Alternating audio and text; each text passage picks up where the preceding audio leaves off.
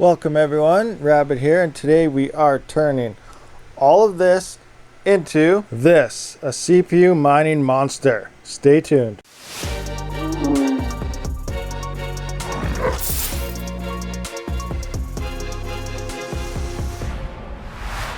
So what we have here is a rig that we're going to put together for CPU mining, and that will be for Monero Ocean, all those other type of CPU mineable coins. So this will be a CPU dedicated rig. But first off, I want to give a shout out to GPURisers.com, also GPURisers.uk. These risers are now available in the UK and EU, so Europe. And coupon code Rabid Mining does work at both stores. So order your risers today, and they have new boxes. These look pretty sweet. Here they go to this one. We'll take a look at the old one. Here you can see the old one versus the new one. You got some nice more definition and shadows going on, so it looks a lot more like a sharper image over the other ones. So I definitely like it a lot. You may have also noticed that there is another bigger box here, and this is full of risers. So this is like for your double and triple orders. So as you can see, it is full of risers. There's 12 risers in this box and 6 risers in this box. So thank you GPURisers.com for sending these out. Much appreciated. This box could actually probably fit 3 orders, so that's pretty sweet. Nice big box for lots of risers. Just throw them up on the old box wall here. My box wall is actually kind of small, unlike other people's, which have massive amounts. But this is all I can find because there's no cards anywhere to get. Yeah, we will definitely be utilizing these risers if we ever do find cards. So again, thanks a lot GPURisers.com, as well GPURisers.uk. So here we are with our parts list for CPU mining. We are going to be going with a Ryzen 9 3900X. Now it is cheaper than the 5000 series Ryzen, so for ROI value and everything, Ryzen the 3000 series is a much better deal for like the same amount of hashes. We got our X470 MSI Gaming Plus Max motherboard. I went with X470 because these are compatible with the Ryzen 9 3000 series. So hopefully this BIOS is updated, because I do not have an older Ryzen CPU to actually update this BIOS. I am not sure if this actually can do non-CPU flashing. If it does, great. If not, who knows? Hopefully it just works. Next up, we do have some RAM here. This is, see if I can find it, CL14 RAM, so nice tight timings. This does say it's designed for Ryzen platforms. Now keep in mind that is old school. It does not matter if it says Intel or Ryzen anymore, AMD. That's older with the older Athlon CPUs and whatnot. They did need their own specific RAM made for them, but these ones nowadays, the newer CPUs, Intel or Ryzen does work. And as proof, on my actual gaming PC, I am using Intel approved Corsair Vengeance RGB RAM on my other PC. So it does work with a 3900X, but this just does come when it says AMD certified. Now to cool this, we are going to be using an NHD 15. Hopefully we can get it all in place. This thing is actually a monster. I've never actually seen one up close. So when I opened it up just to peek inside, I was like, wow, this thing's massive. So this should get the job done. Ultimately, if you just underclock it, undervolt and all that good stuff, you can get away with the stock cooler. But just in case you really want to push it at times, it is recommended to get something upgraded. This is cheaper than an AIO and performs like a lot of the AIOs out there, other than obviously your high top-end expensive ones. You probably realize I am missing a power supply, but that's all right because we do have lots. What power supply to use, I'm not exactly sure yet. We could just go with our little 650 watt thermal take there. I might just use this, what is this, RMA 750 one from EVGA. I can't remember which one this is, GQ or something. I can't really remember, but that one's brand new. We know there's no problems at RMA'd in. Actually, RMAs could still have problems. I should probably test it first. But anyway, this one is brand new, so I am going to use this one. So we'll go with that for our PSU. Holy cable mess. So here is our motherboard. It is all out of the box. Looking good right here. Now I did look at the box, and it does say right here it is AMD Ryzen 3000 desktop ready, so I'm assuming this is already flashed to at least a version where it does support those CPUs, so that could be a good thing. Another thing, unlike Intel, These do not have caps, so if you're looking for a cap, think you lost it, think something could be damaged, don't worry. With AMD motherboards, they do not have that protective cap on them like the Intel ones do. So I just wanted to point out that this could be a fairly long video, so for that we're probably going to do it in probably 3 parts. Now part 1 mostly being this build right here, we're going to get it all together and everything.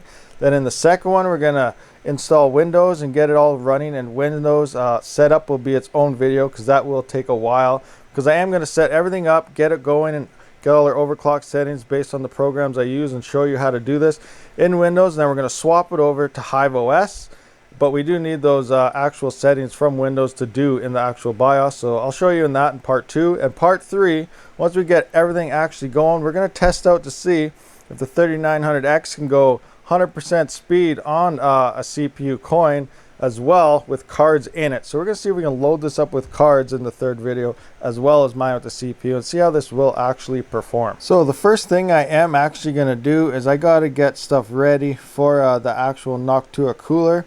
So I got to get these little clips, as you can see, put in there. These are for the AM4s.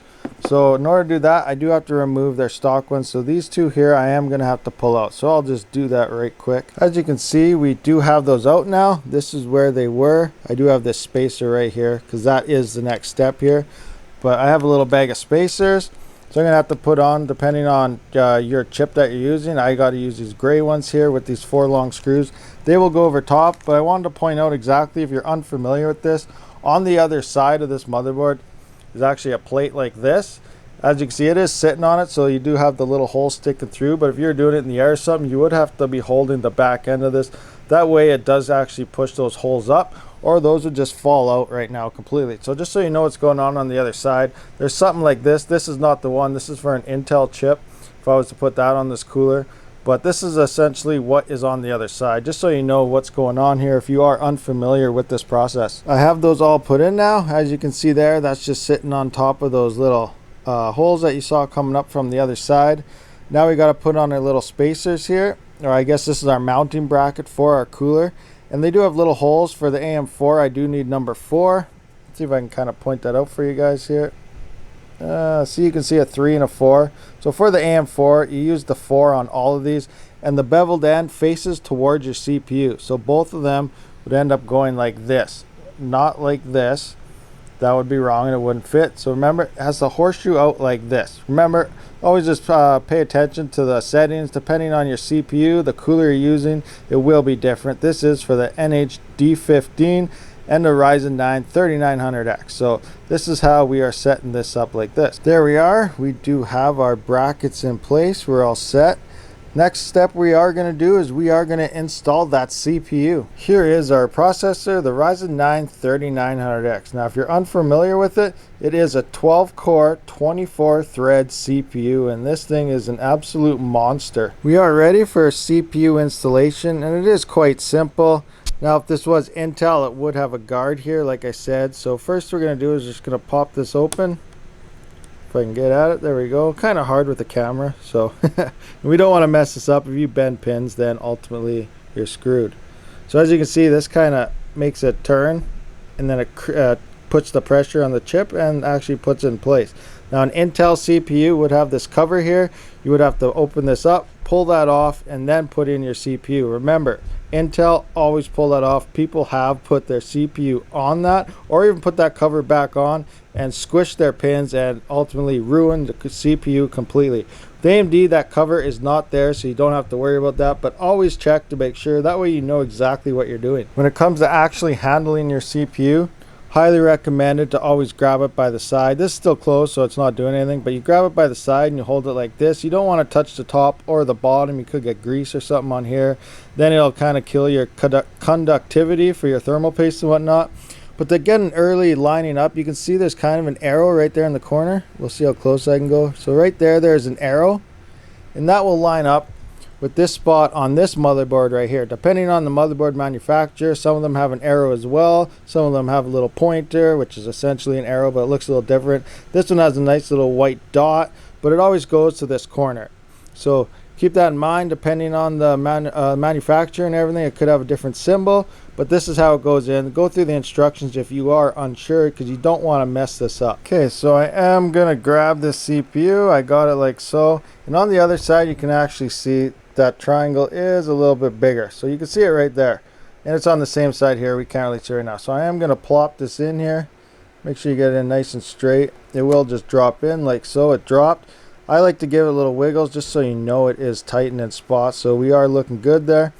Next up, we just put this down,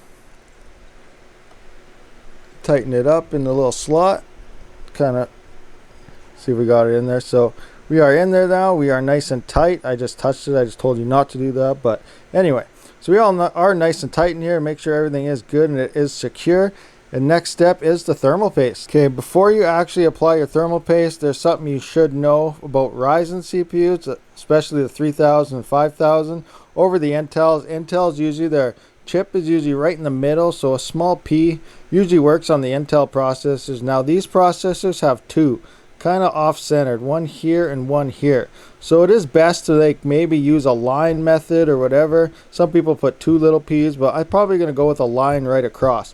And if you are changing your Ryzen CPU to a different cooler or something and you've been using it for a while, it is highly recommended to turn it on for a couple minutes, because it is known that the thermal paste will get too hard once it's been shut off. And when you pull it off, this top cover, you could actually pull your CPU right apart. So it is best to warm it up if you are changing CPUs in the meantime, or not CPUs, your actual coolers. So say like you put in the Prism cooler, the stock one, and then you wanted to swap out for an AIO, make sure you turn it on for a little while and warm it up before you actually start removing your cooler to put on your new one. Just a pro tip right there. You don't want to rip your CPU apart, because it will come apart. Noctua does send its own thermal paste with its actual coolers. I'm not going to open this and waste it and whatever else, because I actually already have some Noctua thermal paste, so I'm going to use this instead and just leave that there for a later case, because, well, this will get a lot of uses out of it, so I may never need that one. It'll probably expire by the time I need to buy a new one anyway. So yeah, just thought I'd point that out. Okay, so you guys should have stopped me. I didn't do the thermal paste yet. I was about to, and then I realized we are going to have to do our RAM next, then do our thermal paste and cooler, because at that point we might not be able to get our RAM in once we get the cooler on top of this CPU. So up next is our actual RAM installation. So as I stated earlier, this is CL14 RAM, which is slightly faster than say CL16, which is what we need to maximize our performance when mining on Ryzen CPUs. Now depending on your motherboard, you're going to want to run this in dual channel. This actually has a little diagram right there, and we're going to have to run our first ones in these two slots here for dual channel. Like I said, depending on your motherboard manufacturer, they could be labeled AB, AB, or AB, AABB for like 1 and 2 and whatnot. This one just has, what do we got there? DIM. This is DIM A1, A2, and then B1, B2. So this is doing the AB type of scenario. So we are going to go dual channels. So that is the second one here and the fourth one, which would be A2 and B2. So I did open the two that I actually have to install, and if you look at them, there's a long side and a short side, and you can see here there's a long side there, and that's the short side with a split in the middle. It will only go in one way. You can try the other way, but it just won't fit. Newer RAM like this DDR4, it is straight in, just push and it'll lock, unlike some of the older DDR3 and whatnot. It has a little anchor point here, so you got to kind of put it in sideways and then slam it in. It'll lock on one side only. But for the most part, we're just going to put this in like so. And then I try and a little difficult to do with the camera in the hand, but I do have it all lined up here. We are not in yet. As you see, we're hovering, so we're just going to slide right down. We'll snap both sides. See, one side, two sides. So we are in tight there. Next up, we just put in our second one. Our RAM is in. We are tight and everything is looking good. Next up is installing the thermal paste and our cooler. So about time for thermal paste. We do have our cooler ready, and like I said, this thing is a monster. Like, look at my finger and look at that thing. That's massive. And this is a 140 millimeter fan, and that extra 20 millimeters looks like a lot. So this will have one fan this way. It has another one already. It's in the middle right here. So it kind of goes in here. It'll suck from one side, blow out the other, and you put this fan on the other side, oh, I couldn't see my finger. So you put your fan on one side and it'll blow through to the other fan and relay it through out the back side, letting a nice constant airflow all the way through, keeping your CPU cool. But yeah, this thing is a monster, so let's get this thing installed. I applied the thermal paste. Now it's not the prettiest looking application, but that's all right. Before I did that though, I did actually take the cap off. If it focuses, come on, there we go. So I took the cap off and I squeezed a little bit out into some toilet paper or paper towel, whatever, use whatever's close. That way, in case there was anything dried up or any type of solid stuff, it would come out, and I cleaned it up. That way fresh stuff would come out. So we did that, and now we are applied. So it's time to get that cooler on top of this thing, and hopefully everything actually fits.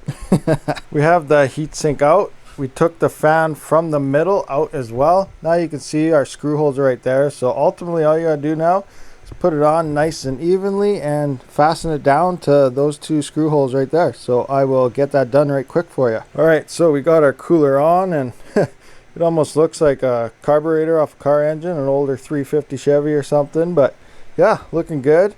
What I did is I actually did like three turns back and forth. That way you kept the even pressure all the way down, and then eventually just tighten it down once they finally did stop, but not too much pressure. It does say just go slightly once you feel an actual it get tight there. So there we are. Now we got to just install our fans onto this beast. Okay, there we have it. We have our heatsink on. There is that monster. We're all set up. Dual fans, both going into the CPU 1 slot right there. So this should keep this actual CPU fairly cool.